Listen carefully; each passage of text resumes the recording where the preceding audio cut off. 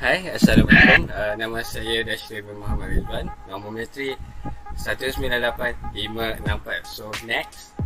Hai, nama saya Siti Khadijah binti Abdul Rahim. Nombor metrik saya 198-437. Okay, Nurin. Hai, saya Nurin Jazina binti Jumat. Nombor metrik saya 198779. Seterusnya. Hai, nama saya Fairuz Faizidin bin Fairuzi. Nombor metrik 197204. Next. Hai, nama saya Ilyana Nadira binti Nasaruddin. Nombor metrik 197313. Wani. Hai, nama saya Nur Syazani Izzati binti Muhammad Yahya. Nombor metrik 198151. Okay, so kita dah semua bincang kan?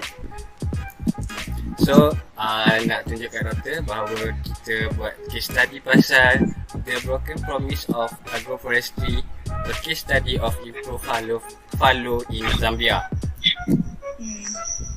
So, check it out semua. Yeah. Jom.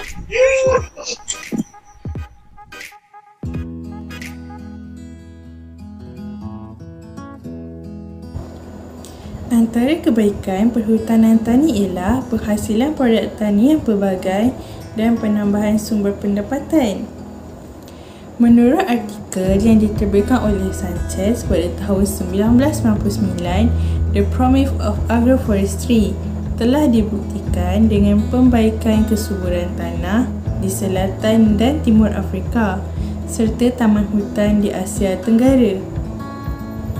Sebanyak 10,000 petani menggunakan pokok kekacang seperti kajanus gajan dalam sistem perhutanan tani. Pokok baja atau nama lainnya nitrogen fixing tree mula diperkenalkan di Zambia untuk mengatasi masalah kesuburan tanah dan mengelakkan daripada penggunaan baja mineral yang mahal. ICRAF kemudiannya memperkenalkan kepada Zambia sistem Impro Fallow.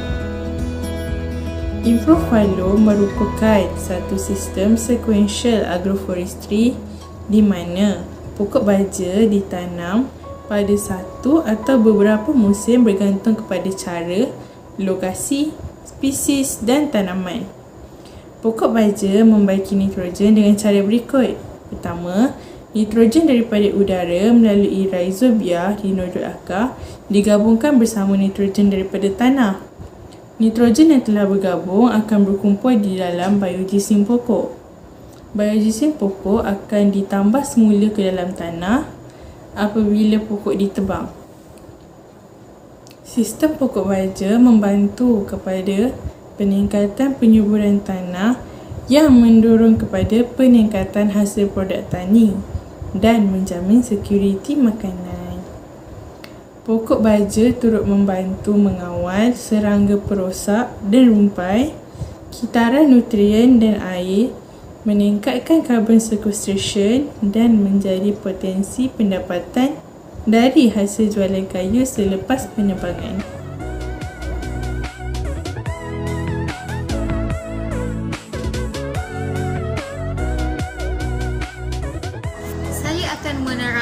Tentang kaedah yang dijalankan bagi kajian kes ini. Pertama, mereka melakukan proses temu ramah secara bersemuka. Selama 26 pemberi maklumat telah ditemu ramah pada Mei 2017. Mereka ini terdiri daripada pegawai yang berkhidmat di agensi kerajaan, penyelidik universiti, sektor swasta dan juga NGO serta para penyumbang dana kepada ICRAF. Proses ini dijalankan selama 1 jam dan mereka perlu menjawab open-ended question. Antara soalan yang ditanyakan ialah terangkan bagaimana aktiviti agroforestry di Zambia, bagaimana interaksi anda bersama ICRAF dan pelbagai lagi soalan lain. Kaedah kedua ialah proses tracing. Proses tracing ialah satu kaedah kualitatif bagi mengenal pasti dan mewujudkan sebarang sebab dan faktor penyebab yang mempengaruhi apa-apa sahaja perubahan yang berlaku. Bagi kajian kes ini, ia dijalankan spesifiknya untuk memahami dengan lebih jelas teori perubahan sikap penduduk Zambia terhadap Impro Fallow. Dan kaedah yang ketiga ialah kaedah survey ataupun tinjauan. Survei data ini dilakukan di National Rural Agricultural Livelihood yang memperuntukkan data tentang kajian agroforestry di Zambia. Mereka juga melakukan survei di Consultative Group for International Agricultural Research yang membolehkan mereka mengakses data tentang kajian-kajian yang dijalankan oleh ICRAF sepanjang mereka bertapak di Zambia. Sekian sahaja daripada saya tentang kaedah yang dijalankan.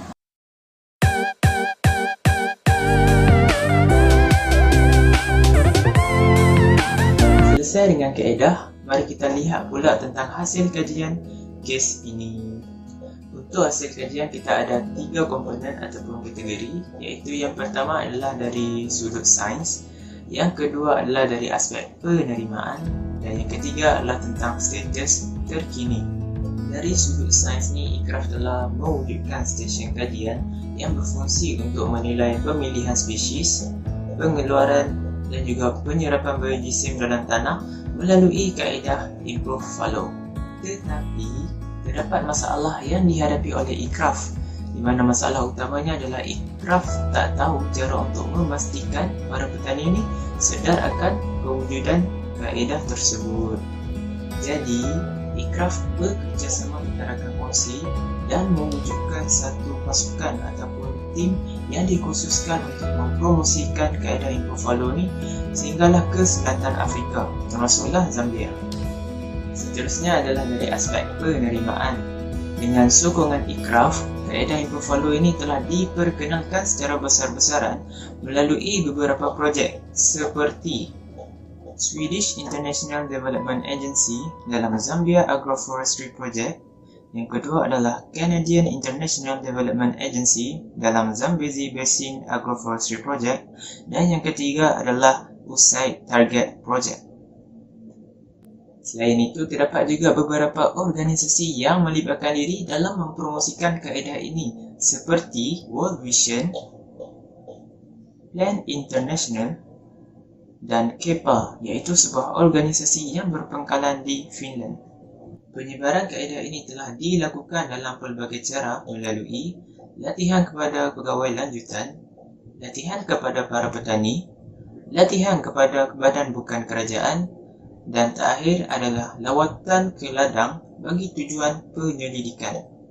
Penyebaran ini boleh dikatakan membuahkan hasil kerana terdapat 20,000 para petani di Bandar Cipata sahaja pada tahun 2000 hingga 2001 yang menggunakan sistem ataupun kaedah improve follow.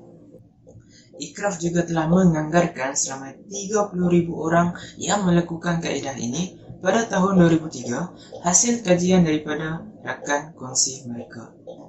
Dan pada tahun 2008, satu kajian telah dilakukan terhadap 8 buah kem yang merupakan kawasan yang telah disebarkan secara meluas tentang kaedah improve follow ini, dan mereka mendapati bahawa terdapat 45% daripada 388 petani yang dipilih secara rawak pernah melakukan kaedah tersebut, dan seramai 33% para petani telah melakukan kaedah ini lebih dari semusim.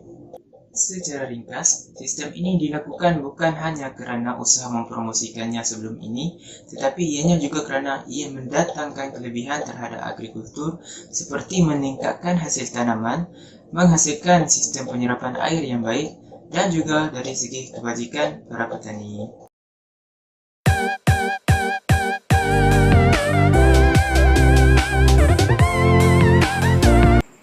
Seterusnya, mari kita lihat hasil kajian bagi Center Semasa.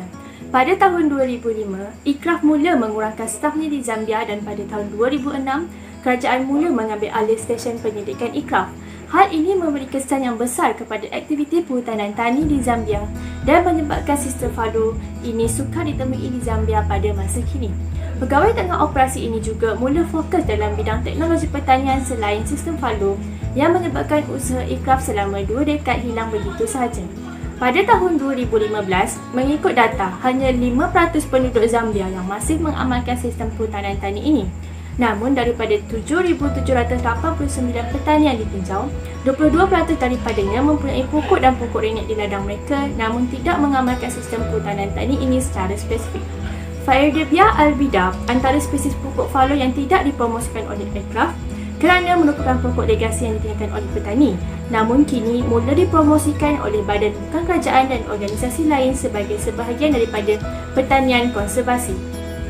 Kini, syarikat komersial seperti syarikat pemprosesan tobako dan kacang tanah mula menggunakan sistem mixed cropping kerana mereka mengetahui bahawa ianya boleh meningkatkan kesuburan tanah dan meningkatkan hasil mereka.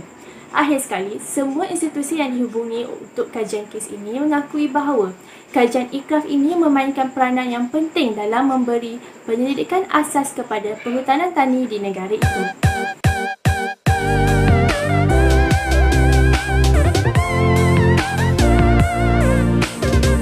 Saya Dashril dan Syazwani akan menerangkan tentang perbincangan dalam research paper yang telah kami pilih, iaitu Agroforestry in Zambia.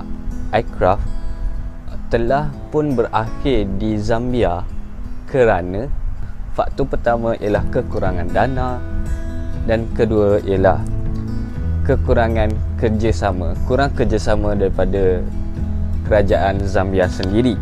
So sebenarnya ada NGO nak teruskan program Improve Fallow in Zambia, but sokongan daripada Government Republic of Zambia. Kajian menunjukkan penerimaan tentang agroforestry di Zambia kurang disebabkan oleh kekurangan institusi yang mengkaji dan juga polisi kerajaan. Faktor lain menyebabkan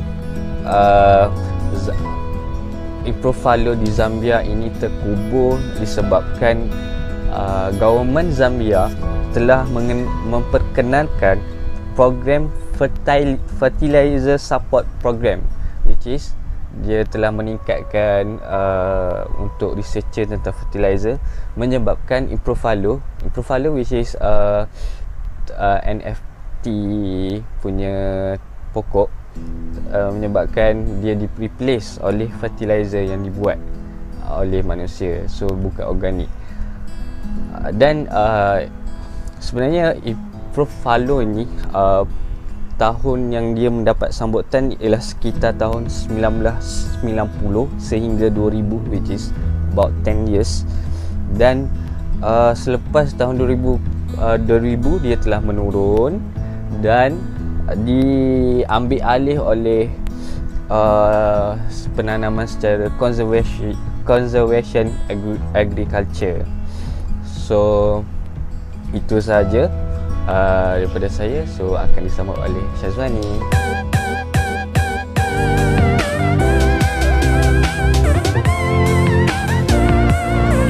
Okey, sekarang saya akan menyambung ulasan bagi bahagian perbincangan daripada kes tadi kami.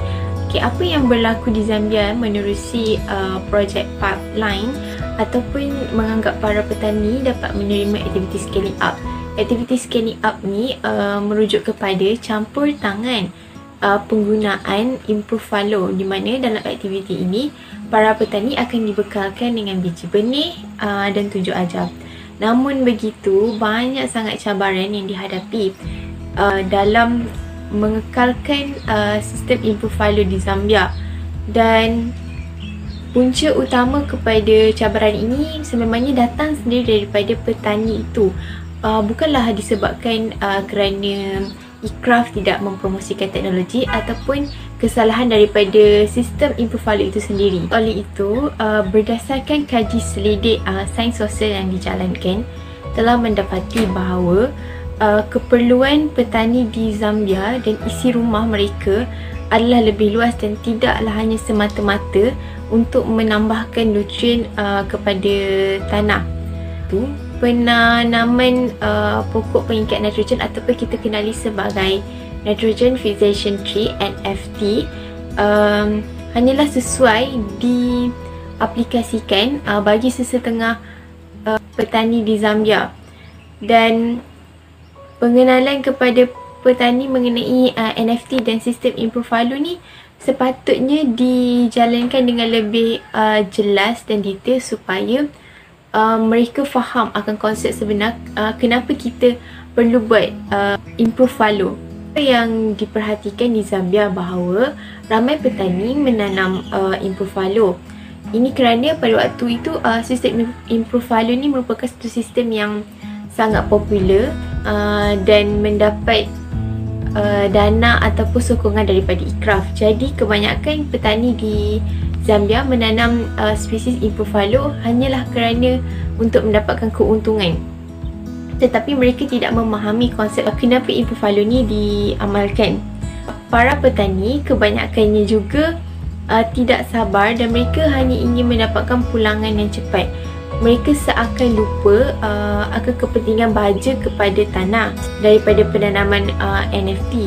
Dan banyak kajian menunjukkan bahawa pulangan yang sedikit daripada penanaman improve value menyebabkan penerimaan dan pelaksanaan improve value semakin berkurangan di Zambia pada ketika itu. Contohnya, di Zambia ada petani yang menjual biji benih kepada IKRAF dan untuk kebanyakan petani yang lainnya, mereka menganggap bahawa ini merupakan salah satu inisiatif bagi mendapatkan sumber pendapatan. Pada masa tersebut, sebab utama petani menanam NFT dan mengaplikasikan sistem improve value adalah hanya untuk mendapatkan sumber keuangan hingga melupakan fungsi utama improve value itu sendiri, iaitu untuk menambahkan baja ataupun nutrien kepada tanah. Kesannya apabila berlaku penurunan harga biji benih disebabkan terlalu banyak supply daripada para petani, kesannya para petani di Zambia terus membuat tindakan terburu-buru, iaitu mereka memotong semua pokok NFT yang ada di ladang mereka dan mereka terus tak berminat untuk meneruskan lagi sistem improve value ini. Kesimpulannya, sistem improve value tidak dapat dijalankan secara berterusan di Zambia. Ini kerana kekurangan sumber seperti tanah disebabkan pertambahan populasi, pekerjaan dan juga tiada sumber keuangan yang boleh membantu mereka meneruskan lagi sistem improve value tersebut. Sekian, terima kasih. Sebenar.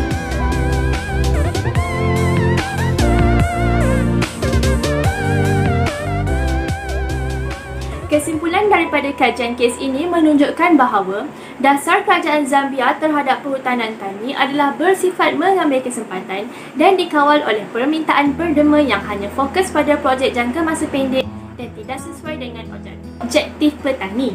Anderson dan De Souza 2014, Major et al. 2015 telah mendokumentasikan kerumitan pengguna dalam perhutanan tani ini. Kerumitan ini adalah disebabkan beberapa institusi dan faktor dasar yang dihadapi seperti subsidi baja, ciri dan pengetahuan para petani serta sikap dan persepsi mereka terhadap sektor ini.